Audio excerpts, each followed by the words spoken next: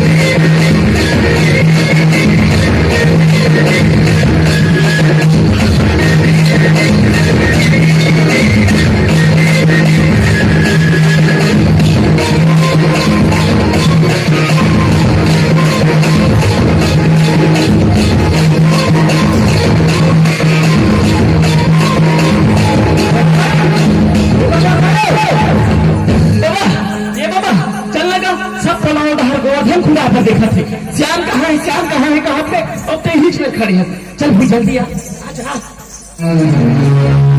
जाबो बेटा जाबोगा बाबा बाबा तो नहीं था नहीं एक अबर रहूं आँखी में आंसू दबदबा है और ते कथा नहीं हुआ था। बता बाबा काबर हुआ था। मैं अपन बीते दिल ला सुरता करता हूँ बेटा। कतेक सुघर है हमर छत्तीसगढ़। यहाँ के तीज त्योहार रीति रिवाज नाचा गम्मत ये सब ला देखता हूँ तब मोर मन गदगद हो जाएगा। फिर आजकल के बिगड़े हवाला देख के मोर मन डराते बेटा। कहूँ हमार ये धरोहर हमार संस्कृति हमार परंपरा ये सुआ कर्मा ददरिया पंथी पंडवानी चंदैनी भरथरी ये सब नदार तो नहीं जही ना। कैसे बचे बाबा हमारे ये सब धरोहर सुआ कर्मा ददरिया पंथी पंडवानी ये सब तो हमारे छत्तीसगढ़ के प्राण है और यही न आ जाही तब तो हमारा छत्तीसगढ़ नहीं रह जाही बाबा। बाबा ऐसे सोचकर जब तक ले हमारा छत्तीसगढ़ है और हमारे ये छत्तीसगढ़िया भाई बहनी मन है बाबा तब तक ले हमारे छत्तीसगढ़ की संस्कृति नहीं न आए बाबा। हमारे ये छत्तीसगढ़ के धरोहर नहीं न आए। हम तो अब सियान हो गए बेटा। हमर से जितना बनिस हम अपन धर्म ला निभाए। अब आगे तुहर जवाबदारी है। चल चल चल हाँ बाबा ले चल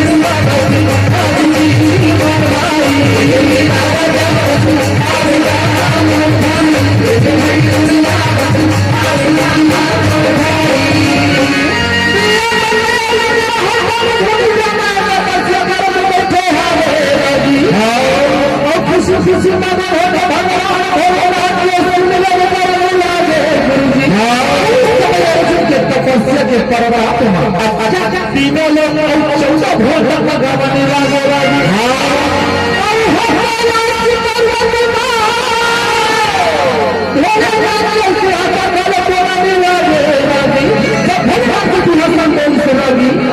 माता पार्वती बड़ा भारी व्याकुल हो गई और भोलेनाथ को पुकारा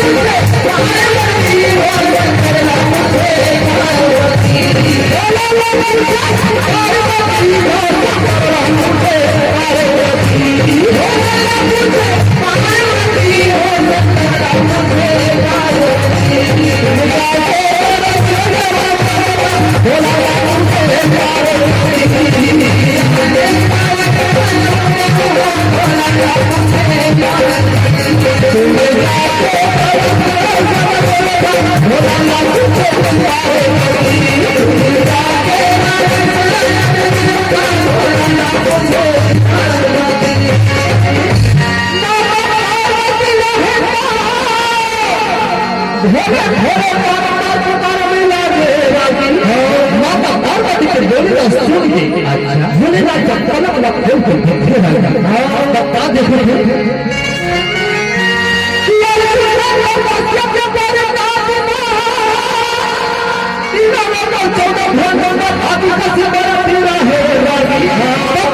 अर्जुन के तपस्या का भ्रमण करके भोलेनाथ काम लीन कर